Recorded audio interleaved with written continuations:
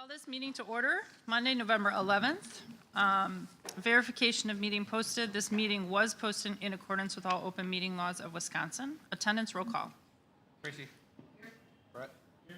Bob. Here. Terry. Here. Lori. Here. Kevin. And here. And we have a quorum. Everybody's present. And if everybody would stand, and Tracy, would you lead us in the pledge? Pledge allegiance to the flag of the United States of America and to the republic for which it stands, one nation, under God, indivisible, with liberty and justice for all. Thank you very much. Motion to approve the agenda. Any discussion? We will be going into closed session just briefly, and then we will reconvene into open session to continue on with our meeting. It will be a short closed session, so. All in favor say aye. Opposed? Motion passes. So vote for closed session pursuant to Wisconsin Statute 19.851C for the purpose of considering employment, promotion, compensation, or performance evaluation data of specific employees over which the board has jurisdiction, specifically salaries. Like I said, we will be returning to open session to continue on our meeting. Any other discussion? Roll call vote, please. Tracy. Here. Brett. Yes. Bob. Yes. Lori. Kevin. Okay, motion passes. So we will go down around in the corner into room 107 briefly, and then we will be back.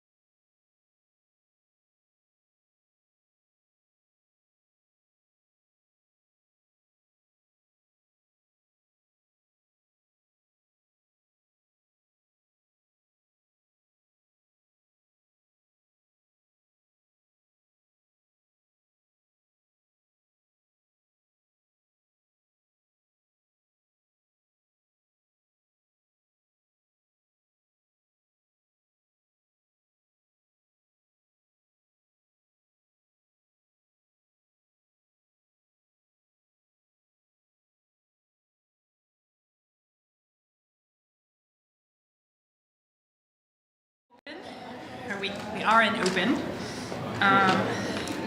She needs to.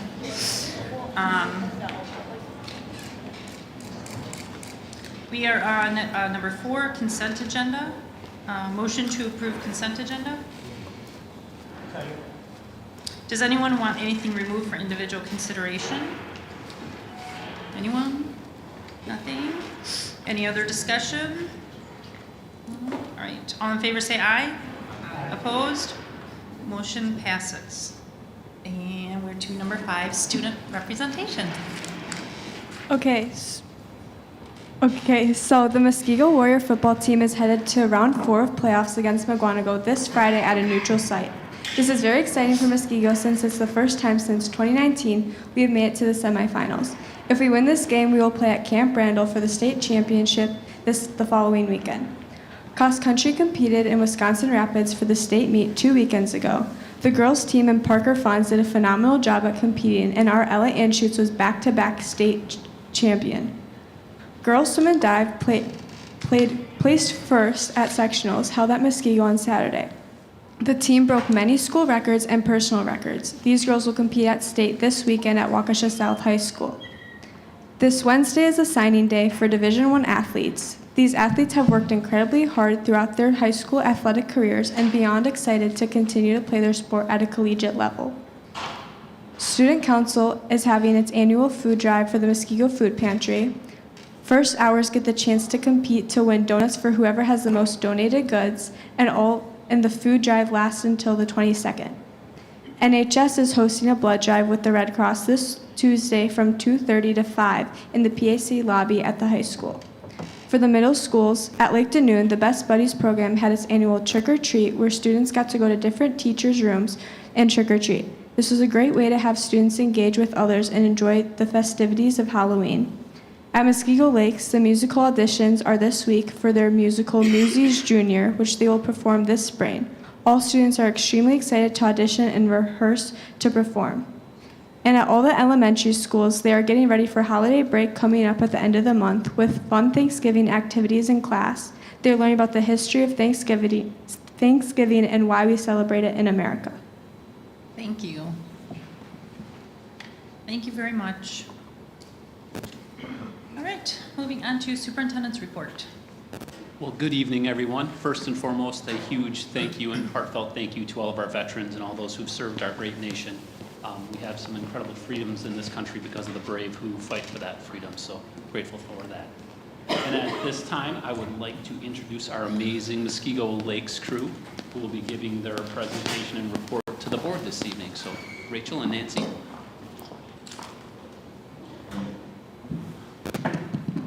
Hello. Nancy took the lead on the dinner, so I've got this one of you. Can you hear me okay? All right. Well, thank you for being here. I always really look forward to letting you know what we're really proud of here at Muskego Lakes, as well as our continuous improvement journey here. So looking forward to sharing with you some of our next steps. This year, we're starting out with what makes our school special, and I could go on for a really long time, so I'll try to keep it short and sweet.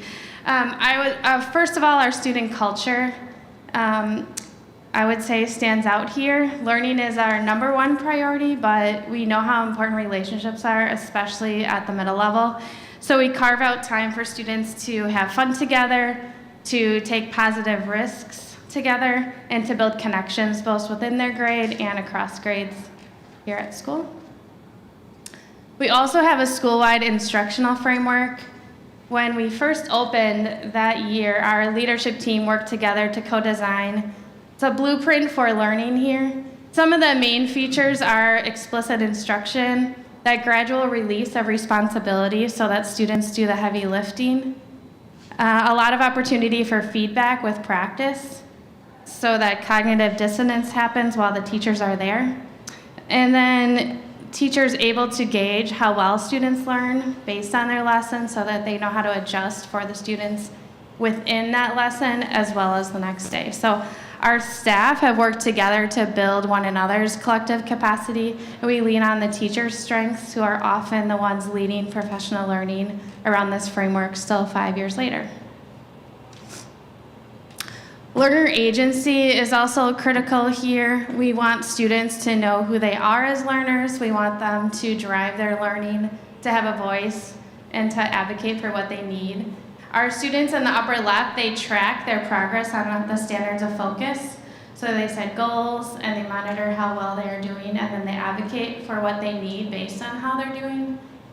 In the middle there, our students often come up with ideas for clubs they want us to run, and we usually find somebody who's willing to lead them. Last year we had a skateboard club that the person who led knew nothing about skateboarding, but it's a really popular club.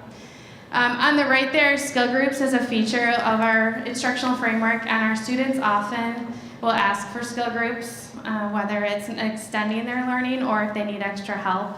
And yes, our 8th graders will go up to the whiteboard and put their name or ask their teacher to lead a group, and they will lead them with each other, which is pretty cool to see over the 4 years of time here.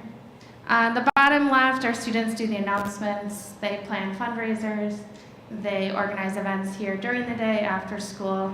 We try to really help them have a voice in how they want their school to feel and to be for them. So that's learner agency. Distributed leadership is also a feature of why I feel we have so much success here, because Nancy and I don't know all the answers or even most of them, but the teachers here have so much expertise and strengths. And if you visit on a professional learning day, you're going to see all kinds of teachers leading that work, planning that work, reflecting afterward, planning for the next time. And so it's really fun to see them lean into their strengths and make this school even better. Feedback, it spoke a little bit within our framework. We have, the leadership team decided that they wanted families to know that they really understand who their child is. We spend more of our day with a lot of the community children than the parents get to. And so they decided they wanted to commit to writing a personal comment about each student on every report card. And it is a labor of love. But the leadership team of 16 teachers decided that's what we were going to do, and 6 years later they continue to do that. Positive postcards, Ms. Pash designs them every year, and so far this year we've, I think, 1,100 have gone out so far to students. Feedback up in the upper left, this year we're trying a standard of focus report for families, so the students chart how they improved as learners over time, and then that report goes home because parents say they want something printed, and so they get to take that home. And then feedback during learning so that teachers can see which students are getting it and which students they need to check in on. So that feedback feels like it's a really important part of what we do here. Staff culture, we have an annual Halloween costume competition, and teachers get really into it, and it's a lot of fun. The middle picture, what's cool is we have an administrative assistant, a building operations, somebody from the custodial team, and a 6th grade teacher. And it was on a professional development day where they were running around acting real goofy, playing a game, but that investment in culture is really important here. And on the right, a bunch of teachers planned an all-staff gathering outside of school. And 2 of those are new staff to Muskego Lakes, and all 3 are support staff, which I think 5 years ago we didn't have as many support staff coming to the after-school events, and so that's really important to Nancy and I, that everybody feels included. So. And then finally, professional learning communities. We've spent a lot of time investing in that work. Every PLC has a teacher leader who is also working really, really hard to make sure their data cycles are outputting for kids and maximizing learning and sharing across PLCs what's working with one another. So it is really hard work. Some of them are looking at data every single day. And on the right, we have 2 8th grade teachers, and the one on the left is newer to the profession. And so one of the previous data cycles, her data was stronger than a Compass Award winner on the right. And those conversations are just really powerful because they both, when they come together, those 2 on the right, they share kids. So in 8th grade math, the kids will go across teachers to get skill groups or conferring based on what they need. So when those PLCs work well, it impacts student learning, culture, all of it. So And then two specific strengths. I know I just talked about a lot what I think makes us special. One is our literacy data. Again, maybe 5 years ago, our math was always really strong here, but literacy was not. It was lagging. And so what we did 5 years ago is say, what is math doing that literacy is not? Is it strategies? Is it the amount of practice with feedback? And so over the last couple of years, when we look at our spring iReady data and spring forward, we see a consistent trend of that increase, and we're really proud of that. Some of what led to our success, you'll see on the left, we have spirals, and that we learn from math. They do spirals every day. They might take concepts from previous grades or grade levels that the students haven't seen yet, and it exposes it to them. And every single day, the students in math do a spiral. So we're like, hey, let's do spirals in literacy. And now every literacy teacher, every single class, if you come visit, you'll see the kids are doing literacy spirals. And it provides a deeper transfer of learning. It exposes them to more rigorous skills over time. So when they get to it, they're like, oh, that's familiar.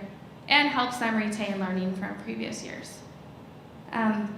In the middle, you'll see skill groups, which we also do all the time here. That started out 5 years ago. What is a good skill group? Because it's not just kids working at a table together. They have to release from the teacher's guidance and get that learning on their own. It has to have explicit instruction. It has to have grade level rigor. And our teachers, for 6 years, their professional practice goals have been around highly effective skill groups. And so building that student mindset and that teacher culture across teachers has been really impactful. And then on the right, we decided, I think his name is Schmoker, who says, don't do all the fancy bells and whistles, make sure the kids are reading grade level text often.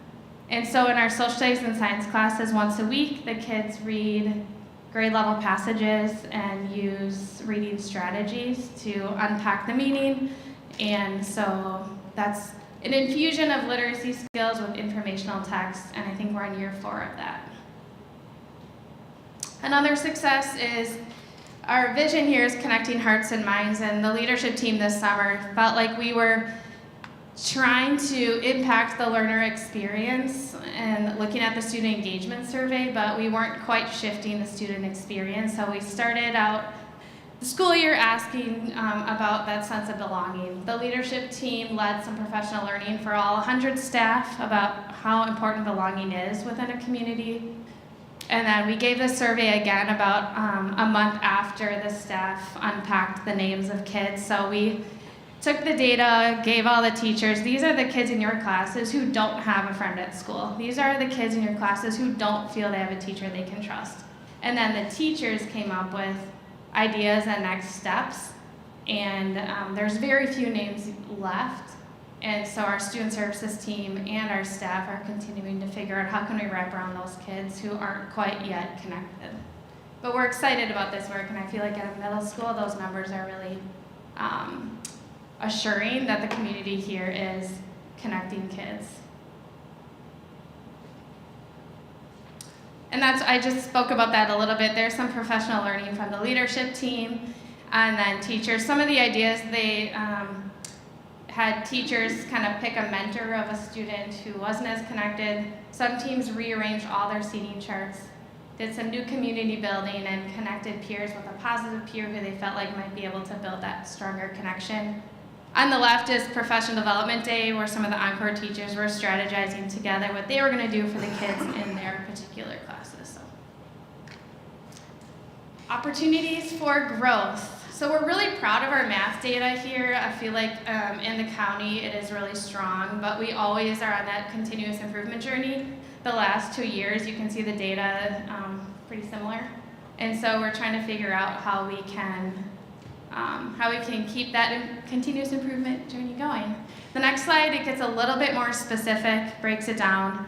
And we see that in 5th and 6th grade, the kids tend to achieve and grow more so than in 7th and 8th grade. So you can see some of that. The first is stretch growth, and that is when they grow more than a year and a half. So that's the percentage of kids who are growing more than a year and a half in one school year. The middle is when they have an improved placement on iReady, and if you can see at the bottom, there's 5 bands. and we want the kids to be able to move up a band, and that's the percentage of kids who moved up at least one band during that school year. Just still a lot to celebrate, but we're just seeing that trend and trying to figure out why that's happening.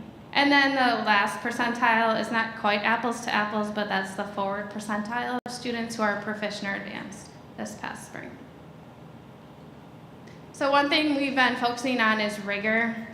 That emerged from our professional learning communities because we had 2 PLCs last year that experienced a lot more growth than everybody else, and their focus was rigor.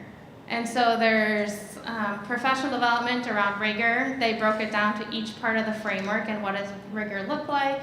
Talked about how we can find passages. Sometimes the reading comes up in math, how to help push those kids further when some of the time it's comprehending the math problems. Building in discourse around math to have more of that interpersonal, and then embedding that transfer of learning with DOK. So on a forward exam, they might have a lot of questions DOK 1 and 2, but we want our teachers when they're common planning to make sure that they're calibrating so there's more of a balance of DOK 2 and 3.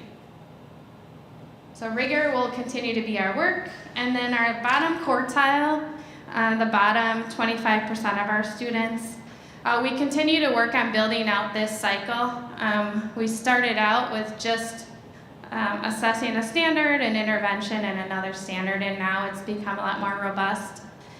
This year, what was new when the teachers teach the standard, I don't remember which PLC this is from, but we decided instead of waiting to use the strategies that really maximize learning for the kids who struggle, we wanted to make sure all the kids had access to those strategies. So each PLC picked some high leverage strategies when they teach the standard and making sure all kids got access, not just the ones who struggle. Then they give a common assessment. They all commit in the PLC to the gap closing interventions within their classroom. There's another common assessment, another gap closing intervention that's slightly different, but they're all doing the same thing. So no matter who the teacher is, the students all have access to that tier 1 intervention. And then there's a third formative assessment the teachers created this year, started last spring, to give the students another opportunity to continue to try and learn that standard, all trying to ensure all students are learning the grade level standards. So this commitment to this cycle is not easy. It takes a lot of time when you have some students at the 5 percentile and some at the 95 percentile to keep all of this going. But each year the PLCs are learning which gap closing interventions worked for you, which ones did not work. We're going to try this one. What did you do for that? And that's the power of what is strengthening these cycles. And the next slide you can just see, this is for one standard of focus. You can see there's the student scores. This is our bottom quartile that they track. Then you can see which students got which gap closing intervention within tier 1. You see some more formative assessments, the Form B, and then more formative. So this year what's new is we're tracking which strategies are used for which students to help us see which are moving kids along at a greater rate for us able to look back on mid-year and end of the year. Last opportunity for growth is a unique challenge is that our bottom quartile of kids are actually mostly kids above the 30th percentile. They're not kids who are probably going to end up with a learning disability or be in one of our intervention classes. Those kids are going to get sort of in that middle group. And so it's a pretty high percentile. And so we have to shift our focus to say, how are we going to address the kids who are in the middle? They might even be at grade level, some of them at, I think it goes up to 65%. So you could be 65% percentile and still end up in a bottom quartile. So it's a unique challenge. A couple things we're doing about that is running sprints. In Waukesha PLC, I was picking the brains of some principals who are getting better results, and they do sprints. And so we've done that for 2 years in the spring. Now we also are doing it in the fall, where the teachers during homeroom will pull kids across all the classes, and they're targeting skills in that middle group. That is new this fall. Another thing is action plans, and so the students who are already at grade level have extension pathways, and so They may be in a skill group or they may be working on an extension pathway, so they're continuing to get challenged throughout the year, even if it's not always with the teacher. And then the teachers have committed to ensuring that the students get extension skill groups that are more balanced than focusing more on the kids who struggle. So action plans and learning sprints are our next steps at that middle bottom quartile for this year.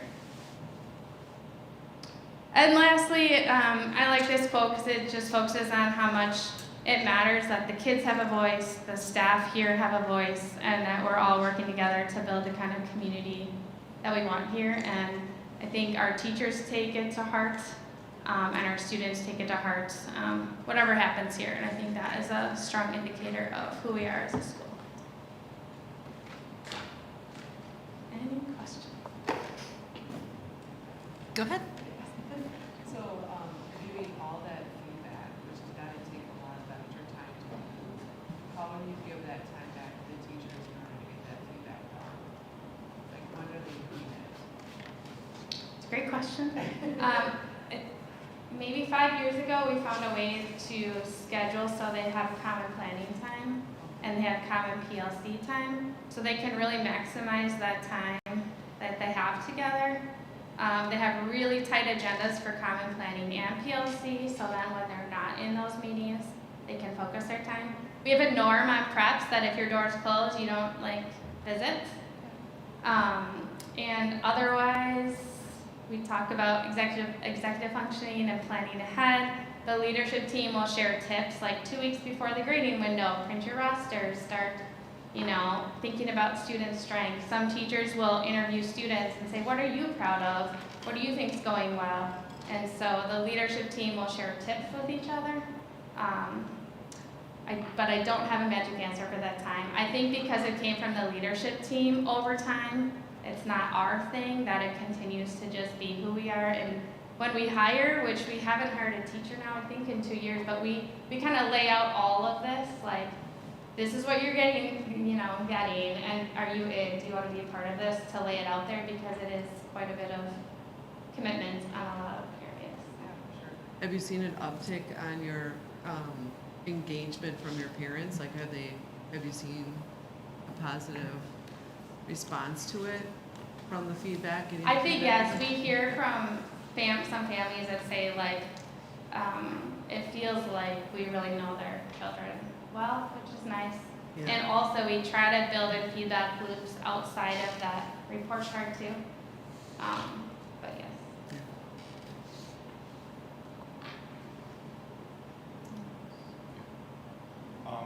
So I see that you have identified for opportunity for growth in math. Math has always been pretty much a strong suit, right? So are you applying the same principles that you're doing in that for your growth for literacy? Because it's trending in the right way. Mm-hmm. But it seems like it's 1% a year and it's behind where math is. So Yeah, the math was a little bit different, so I'm not sure if that the pyramid is not quite apples to apples. Okay.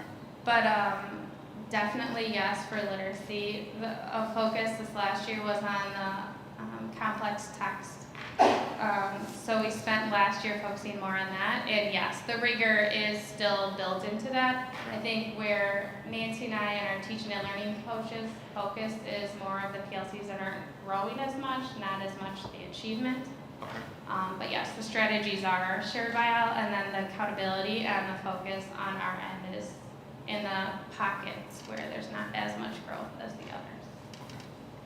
And then the other question I had is for the students that are coming in from elementary school that are already advancing beyond the grade level that they're at, they graduate complete fourth grade, move on to fifth grade, and they're testing at a fifth grade or higher in math or literacy. Is that translating into something that you're doing in your extensions to ensure that they stay on the trajectory they're on, or is it just to keep them engaged and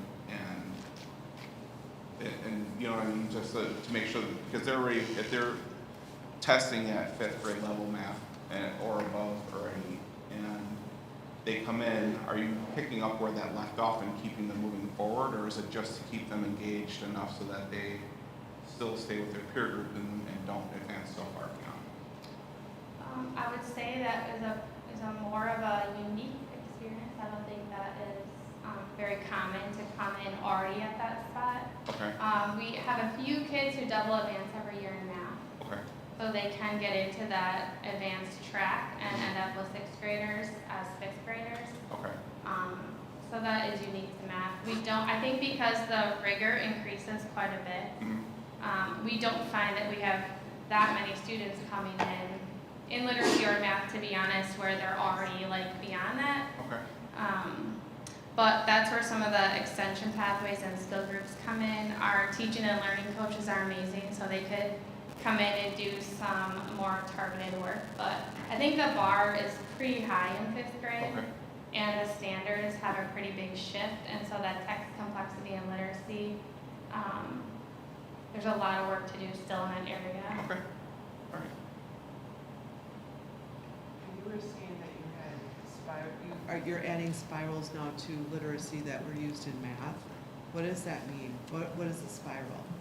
It's maybe 5 to 8 questions that it might be reviewing something they learned in, if you're a fifth grader, maybe third grade or second grade, and then it might have a skill for sixth grade. We use the heat maps from Forward as well to see, maybe it's not a priority standard, but they're skills that the kids need, we'll embed those in. Or on a standard of focus cycle, if there's some skills emerging or misconceptions, they'll build them into the next week's spirals. So it's quick, they come to class, there's 5 to 8 questions, the teachers go over it, they might do a little bit of explicit teaching in there, and then by the end of the week, there's a assessment on the spirals for that week. And so it's sort of that transfer across the grades and then over time to help them retain. Interesting. Math has a lot of them that are published, and ours use those and adjusted from some of Forward Gaps literacy. They had to all make their own. Oh, wow. More time and effort. Appreciate your teachers' effort on everything.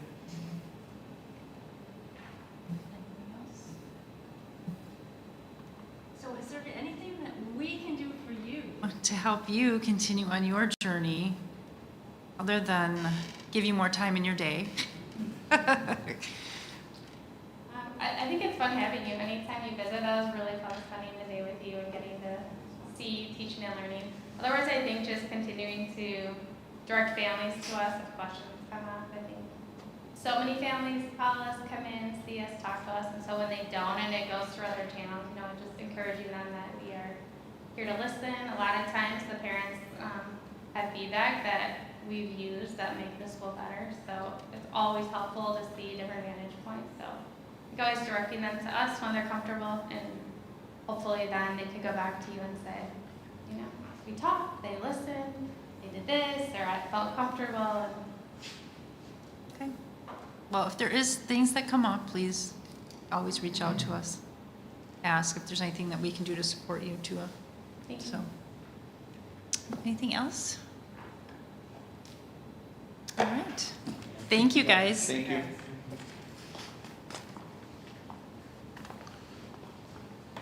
The next agenda in the superintendent's report is a reminder that we do have the 2025 Wisconsin State Education Convention coming up. It's scheduled to take place near the end of January, the 22nd through 24th. If you have any interest in attending that, please connect with Lori, and she will help ensure you get registered in a timely fashion. And then the final agenda item in the superintendent's report is the contributions to the profession. We'd like to extend congratulations to Mr. Jim Micklig, who will be presenting at the Association of Career and Technical Education's the National Visions Conference, specifically speaking on navigating the future, including trends and opportunities in career and technical education, and how to evaluate success, what type of methods and metrics should be used for assessing the effectiveness of CTE programs. Again, that is an area where our district has truly excelled over the last 10 years. And it's always great to see our professional educators going out there and sharing our learning with other districts so we can continue to expand those ripples of success for students in other places as well. And that concludes the superintendent's report. Thank you. All right, on to other reports. President's report, I just do want to say thank you to our veterans for your service, for sacrificing everything that you do for our freedom. It's amazing, and I love that we have kids that are graduating more and more that are going into the service. It's really impressive. And that, I don't have anything else. So, clerk's report. 2 school board positions are up for election in 2025 for a 3-year term. Brett Hyde and Lori Compney are the board members. The notice of the school board election will be published in the Wednesday, November 13th, 2024 edition of Waukesha West County Now. Interested district residents who are eligible may file a declaration of candidacy and campaign registration statement at the Educational Services Center, S87W18763 Woods Road in Muskego between the hours of 8 a.m. and 4:30 p.m., Monday through Friday, beginning December 2nd, 2024. The filing deadline is 5 p.m. on Tuesday, January 7th, 2025. Primary election, if necessary, will take place on Tuesday, February 18th, 2025. The spring election will take place on Tuesday, April 1st, 2025. If an incumbent is not running for re-election, a written declaration of non-candidacy should be provided at the Educational Services Center no later than 5 p.m. on Friday, December 27th, 2024. The term of office for candidates elected in the spring election is April 28th, 2025 through April 23rd, 2028. Thank you, Jason. And now we'll go on to other board member reports. So I'll just start over. Tracy? Next week, Tuesday, and then the first week of December, I'll be going to Orlando with their conference for ASA. And then I too want to say thank you to all our employees that are veterans. To honor them on Veterans Day is awesome. And that I love seeing all the social posts, just so you guys know, of all the little kids celebrating, which is great. Thank you. Brett? I've got 2 things. The first is this past Friday was a WASB Board of Directors meeting, and we were fortunate to have Stephanie Hauser, who's the executive director of the WIAA, in to talk a little bit about that organization. She explained how it's nonprofit, it's not run by the state. Every penny they generate for revenue comes from tournaments leading to the state championship. They are dealing with a couple issues. The biggest one they have on their agenda right now, which she thinks will pass in the spring, is allowing local sports students to be able to use their name in any sort of advertising. Right now, just like it used to be with the NCAA, they couldn't do that. The NCAA now allows that for their student athletes, and the high school students should be able to do that, assuming it passes in April. And we also talked a little bit, we're very blessed to have our own Ryan McMillan as a member of the Board of Control for the WIAA. So it's always nice to be able to have a little more influence than a lot of the others. I shouldn't say a lot of the other schools, but it's nice to have a direct connection. And the other piece is, going back to the clerk's report, I have filed my declaration of non-candidacy, so I will not be running for re-election this spring. And I think it's a good time. We've got a great new superintendent on board who should last us for several years. And I'm very proud of the leadership that we have on the board right now. I think it'll continue to help the district continue to grow in a positive direction. So I think it's time, and hopefully we'll get somebody else in that will do a good job for us. That concludes my report. Thank you, Brett. Bob? Oh, and the veterans, of course, the veterans. Thank you to all the veterans. Yes. I've said it 4 times to veterans today, so. Bob? Nothing further. Jason? Nothing other than committee report. Lori? I know, I just want to, having, like you said, Tracy, looking at the different social media posts, and I just really value what our schools do to celebrate Veterans Day. And I have friends who are veterans that have participated in different events, and we're just so tickled by the kids and their desire to learn and the respect that they have. So I really appreciate the schools really focusing and putting a focus on that. I think that's really important. Thank you, Lori. Kevin? Just thank you to all the veterans that are out there. Appreciate it. All right. Committee reports. Educational Services Committee report. So you'll be seeing the bullet points of what we covered in our last meeting, and we do have some some recommendations that we will be bringing forward in the resolution part of the meeting. Policy committee report? So policy committee met, we reviewed Neola's changes to the second section of line 33, in addition to the public participation in board meeting policy 0167. You'll see those in resolution action items tonight. And business services committee? We talked about the short-term borrowing process, what we anticipate the amount. That's going to be the resolution items.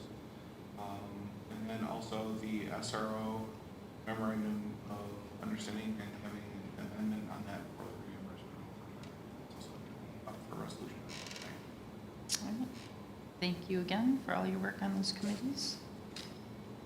All right, moving on to resolution action items. We have 2024-25 compensation. Motion to approve a salary increase for all workforce groups as discussed in closed session. Any discussion? All right, all in favor say aye. Aye. Opposed? Motion passes. Muskego High School course approvals. Motion to approve the Muskego High School courses as presented. Any discussion? Just as a point of order and discussion is that there were a few things that were added as edits that needed to occur. Is that for the courses or that's for the guidebook? For the courses.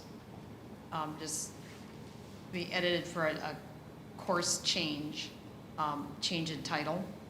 So that was a friendly amendment, and then that was agreed upon by the Educational Services Committee. That was also included. So just wanted to point that out, that that was kind of, after we had talked all about the AVID courses, it was something that was added in addition to the personalized training, so.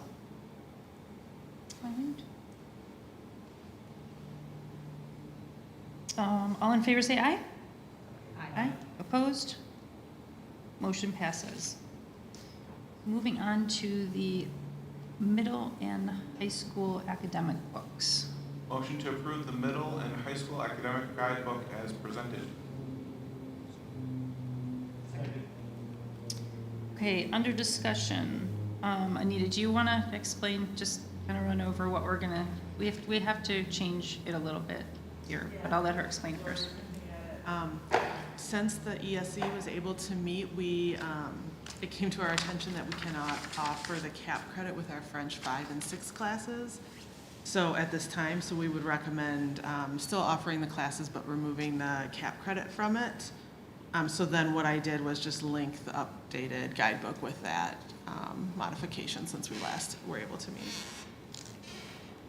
And this is a decision made by UW Oshkosh, not really within our control. Okay.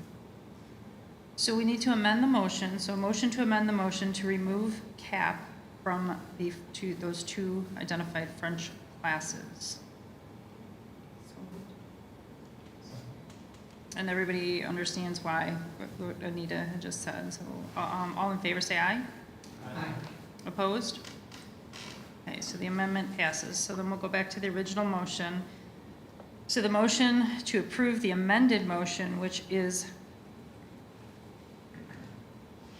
is approving the guidebooks with the removal of CAP from those two, there's two, right?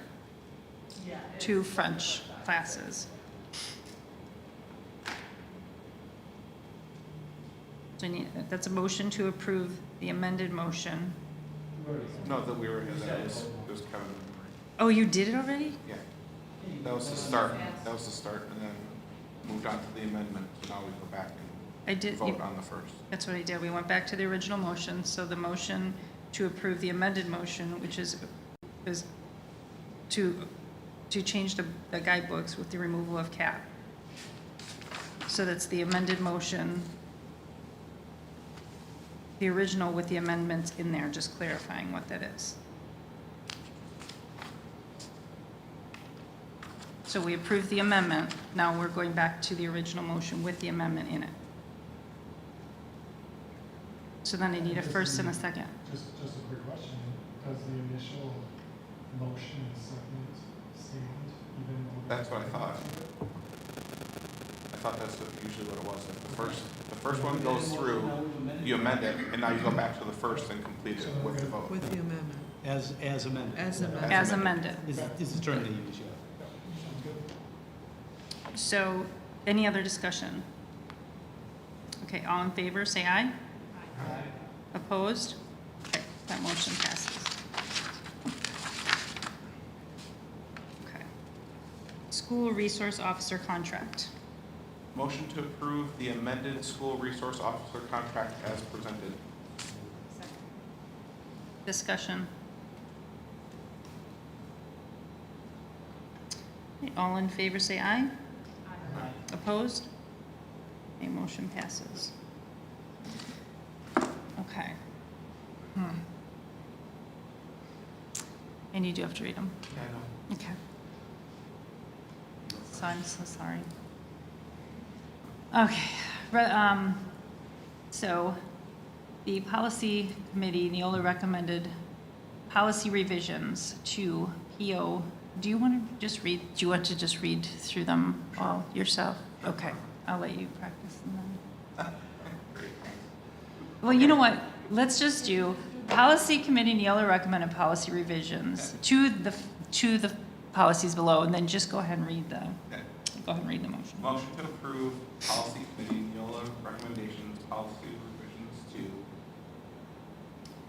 the ones below, or read them all? You read those. Okay. PO 0164V1/060164V2 meetings. PO 0167.3 public participation at board meetings. PO 0174.1 annual report. PO 2131 educational outcome goals and expectations. PO 2340 district sponsored trips. PO 3120.08 employment of personnel for co-curricular and extracurricular activities. PO 3431 employee leaves. PO 5200 attendance. PO 5330 administration of medication emergency care. PO 505 academic honesty, and PO 5610 suspension and expulsion. Okay, any discussion? I'm just gonna give an explanation on the public participation at board meetings. The only thing we changed is the order in which we do public participation. We're gonna have a separate section at the beginning of the meeting. That will be your public participation section instead of how we do it now where it's on each agenda item. So nothing else changes. It's only on agenda items, 3 minutes. Everything else stays the same. It's just where it's structured in our agenda. So you'll see next month, the agenda will look a little bit different that way. But I just wanted to give an explanation on that. Any questions? Any other discussion? All in favor, say aye. Aye. Opposed? Okay, motion passes. And then to the next group of policies. This is just the second group because they don't all fit under one, so. Motion to approve policy committee Neola recommendation policy revisions to PO 5771 school and student safety. PO 6423 use of credit cards. PO 7540.05 assistive technology and services. PO 7544 use of social media. PO 8395 student mental health services. PO 8500 food services. PO 8600 transportation. PO 8601 controlled substance and alcohol policy for staff that transports students. PO 8640 transportation for field and other district sponsored trips. PO 8651 non-routine use of school buses. PO 8660 transportation by private vehicle for district sponsored activities or trips, and PO 8680 transportation services contracts.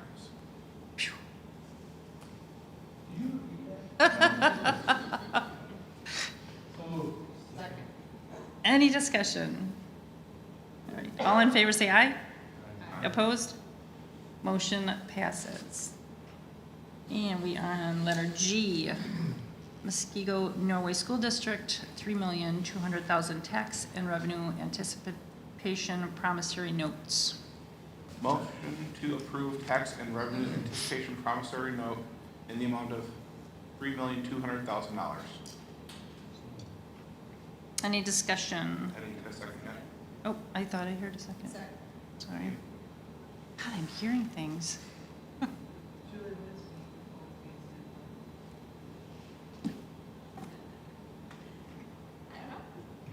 Mhm.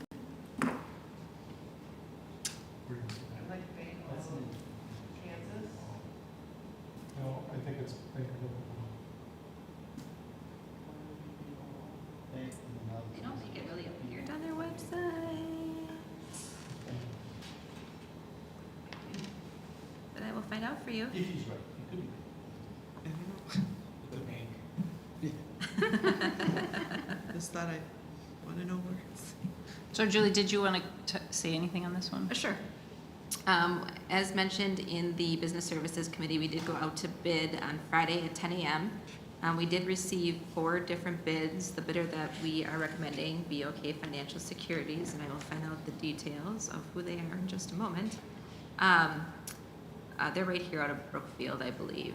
And they actually came in and rebid 3 different times because they had such a high interest in the number, or in our note. So we ended up with a net effective rate of 3.98529%, which is lower than the original, like 4.3 that we were estimating. So we got a rate under 4%, which is really going to be beneficial to us moving forward as far as interest earnings are concerned. Any other questions for Julie?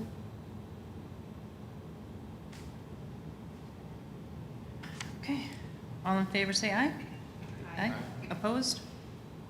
Motion passes. All right, moving on to number 10, discussion items. There's a school calendar. Yeah, so the calendar committee has been meeting on a regular basis and has come up with a suggestion for next year's school calendar. Just a few highlights to point out. It does look like there will be a 2-week window for a winter break, which allows for lots of vacation opportunities for those who are interested. We also share a common spring break with our other neighboring districts. In addition to that, we also are requesting the Monday after Easter off as well, seeing it kind of flows into that regional spring break. We thought that would be nice for families to have the opportunity to still travel. The last student day of school would be June 11th, and graduation, hoping that to be that Sunday, June 14th. Other than that, we have pretty much our professional development days built in, and we have a proposal to put forward, so. Easter is on April 20th, 2025. So do you, because I don't see that being the Monday off after. The 6th is marked. Mm-hmm. No, it's April 20th, 2025. 2026. The 25-26 calendar. Next year's calendar.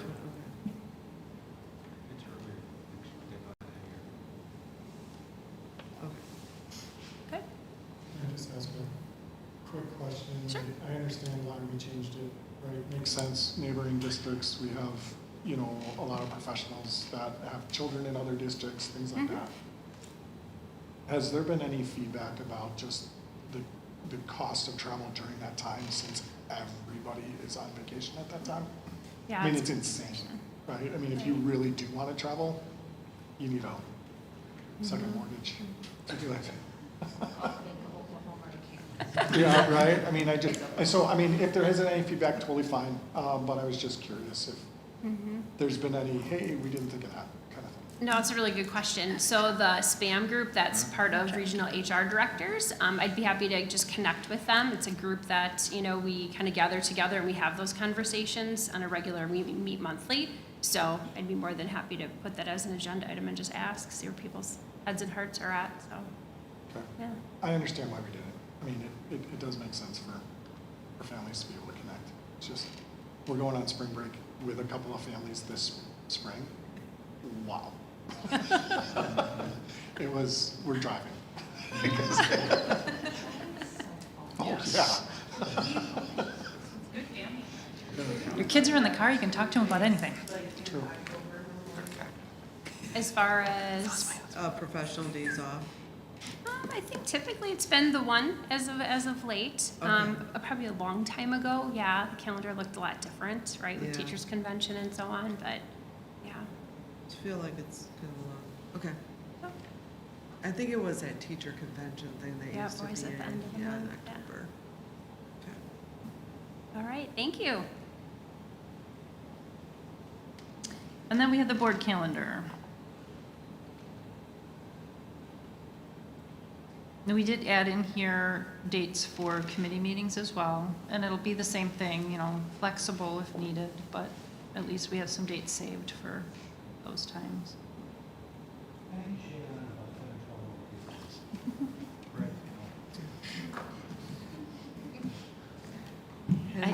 I do think it was kind of nice not having to try and get here at 5 o'clock for a half-hour meeting and then cram in another half-hour meeting.